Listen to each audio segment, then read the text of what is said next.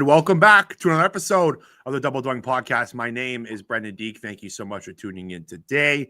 If you haven't already, please hit the subscribe button. It would be greatly appreciated. You can also rate the podcast and review the podcast wherever you listen to your podcast. It would also be greatly appreciated. The NFL Draft Prospect Series interviews continue, and I'm happy to be joined by quarterback from Cal Chase Garbers is with me. Chase, how we doing, brother? I'm great. How are you?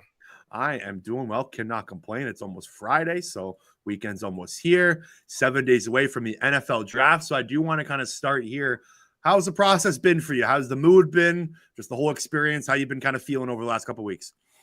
It's been a great process, a great experience as well. I've been down in Southern California training with Jordan Palmer. Yep. Can't complain with that process at all. So overall, it's been great, meeting a lot of new people, talking to teams, kind of meeting new friends as well. So it's been great overall.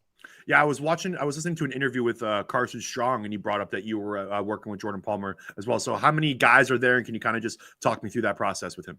Yeah, so there was 4 of us. It was myself, Carson Strong from Nevada, Desmond Ritter from Cincinnati, and then Jarrett Garantano from Tennessee and Wazoo. So we all 4 lived together from about first week of January till, mid-March when we all kind of went our separate ways for pro days. And, it was a blast, working together, living together, kind of, learning off each other and competing with each other as well. We're all kind of chasing the same thing, and, it was great to be around with a lot of successful guys. I learned a lot. Those guys are friends for my entire life now, and, very thankful for that opportunity and process. You played Nevada, was it 2020 or 2019 or 2021 or 2019? I can't remember when you played against Carson. It was 2021, so it was this past season. It was our first game. So you and Carson, good friends? You guys? Yeah, so I didn't really I knew of Carson going into that game, didn't really know him. And then obviously, come December, January, we found out we were going to, train at the same with Jordan and then living together also. So we became really good friends after that. Well, it's cool hanging out with a couple guys that are going to be drafted as well. So I bet you're right. You can't complain. There could be a lot worse things doing to prepare for the draft. So I want to hit the rewind button here, and we're going to take you back to your Pee Wee days here, Chase. When did you start playing ball? When was kind of the age when you started to kick it off? Oh, I started at a very young age. I want to say like 8 or 10, like around that age range. I played flag football for a year and then was straight to tackle football at a very young age. So I've been playing football for quite a while. When did you realize that this is what you wanted to do? Like, when did it click in? Like, okay, this is what I want to do for a living. Probably around 7th, 8th grade is when I kind of figured out, I want to pursue football and, at the highest level. Obviously, kind of growing up, everyone's, every athletic kid growing up's, dream is to play professional sports in something.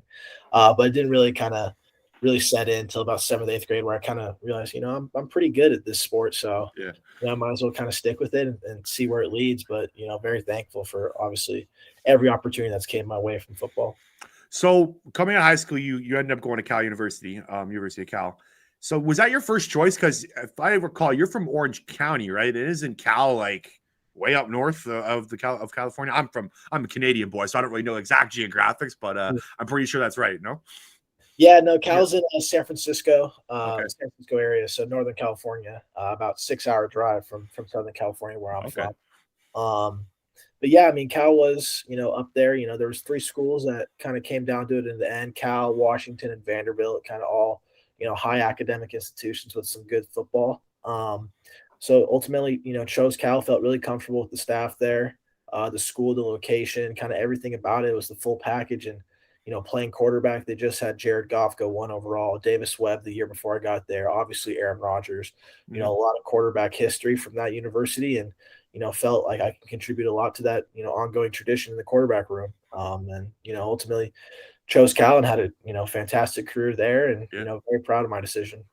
So what did you learn from your redshirt year? Because you redshirted your freshman year, and then you come on your sophomore season and start 10 games. So something clicked from that 1 year. So what did you take away from the kind of that year off the field during games, and what did that help for your process as a quarterback to grow?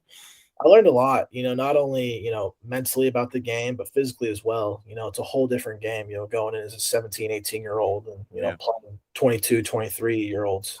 Nowadays guys are 24, 25, with the whole COVID rule and guys getting an extra year back. But, I learned a whole lot. I'm pretty thankful for the opportunity to redshirt, being able to kind of mature as a player and kind of, learn under the system a little bit and kind of, get my feet wet in practice and every now and then. But, I learned a whole lot. I was coached by a very good quarterback coach, Marcus Tuiasosopo, who played in the NFL for a while. He's now the offensive coordinator at Rice. So very thankful to have him in my early development as a quarterback.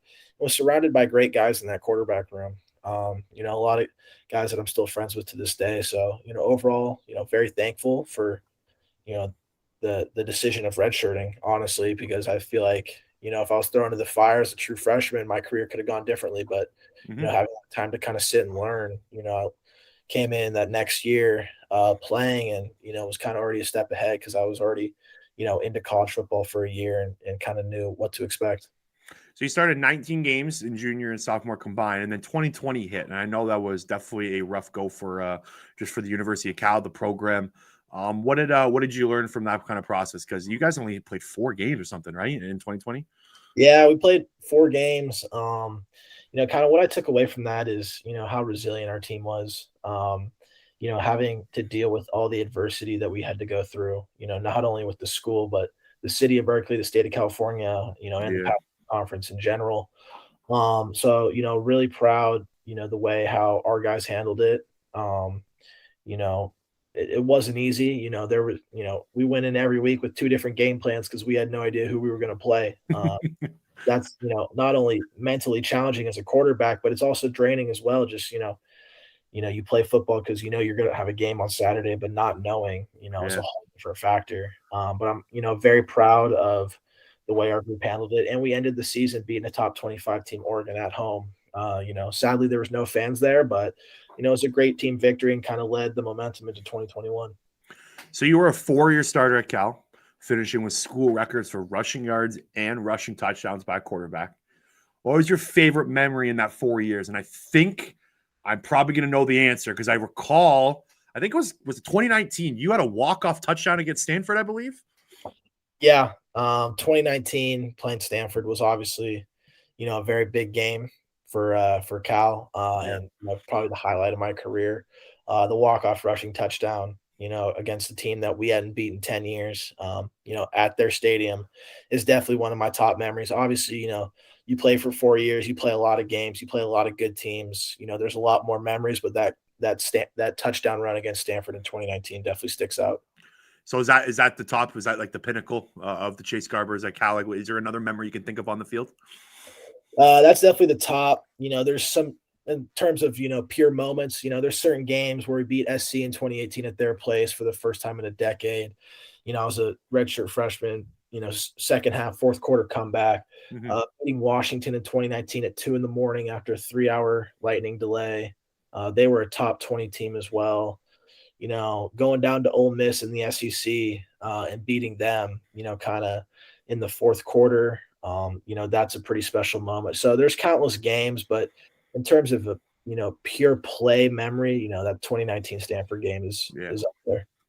I think I remember watching this game with you. It was against TCU. I think you had this like diving touchdown in the corner of the end zone, I believe, diving for the pylon against TCU. You had a game that day. Yeah, this past year. Yeah, that was a great game, great atmosphere. Unfortunately, we couldn't pull it out, but it was a great experience. Okay, so as a quarterback, you're a leader. You've had to lead that program for the last 4 years. I know a lot of stuff happens on the field, but off the field, there's a ton of stuff that goes into your job. Is there a favorite memory you have off the field, something that happened or just a process at Cal? Like, what can you give me from something that you learned just being at the university? Well, being at Cal, you definitely learn a lot. You're surrounded by a bunch of brilliant students and brilliant people in general.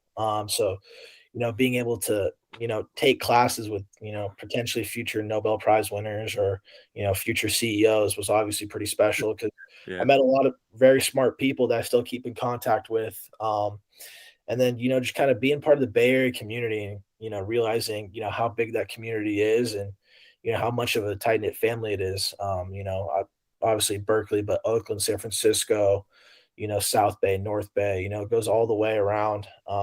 So just being a part of that was special. And overall, I mean, very thankful for my experience at Cal. I have nothing but great things to say about the university. And I'm looking forward to being an alumni there. Okay, so your pro day, you rocked it, man. You had a 4.8140 yard dash. I thought you did a great job there. Is there something you regret? Maybe something you didn't, what drill you didn't run, or a drill you didn't run the best, or just maybe wasn't your day. But in my opinion, you look great. Is there something in your mind that's kind of still sticking from that pro day? I mean, overall, I thought it was a great day for not only myself but everyone, partaking in that. I mean, obviously, I want to say I could run a little faster, but Okay. you turn on the tape and it speaks for itself. Yeah. You got tremendous game speed, man. Like you look a lot faster than 4.81. And I even thought that was quick, but yeah, you're right on game tape. You definitely got that game speed. Yeah, no, I definitely have game speed. So, wish I could put a lower number out there, but in the end, the tape speaks for itself. And, I've shown, over 4 years of my career that I could run away from, defensive backs, linebackers, and, evade well in the pocket. So, not too worried about it. When did you become just like absolutely fearless? Because like some of your runs, man, like you're going through the direct middle, you got safeties flying at linebackers. Like doesn't look like you care. Like when did this mentality come through? Probably in high school. I played, high school football down here, and I was kind of bigger than everybody on the field.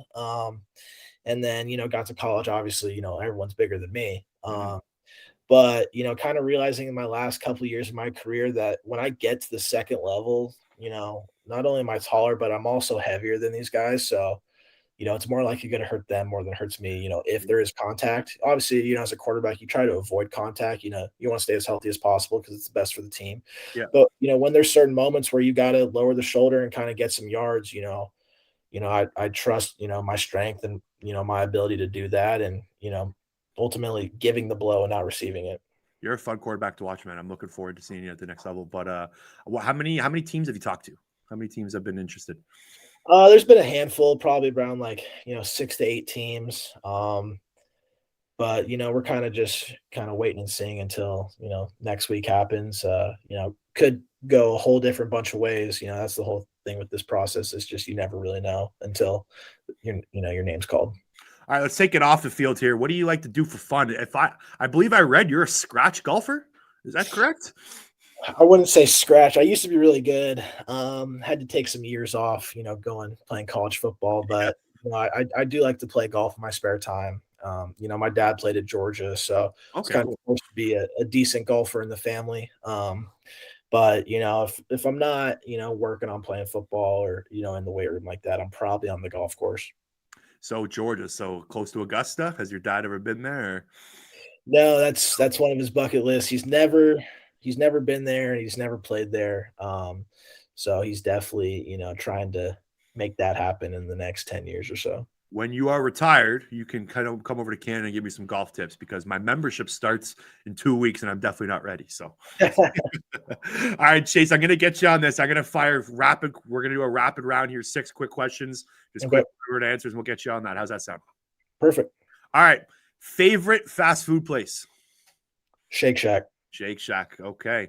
Player you want to mold your game around. Who did you idolize as a kid? Tom Brady and Aaron Rodgers. Those guys are tongue-tied. That's a pretty good answer. You can only listen to one artist before games going forward. Who would that artist be?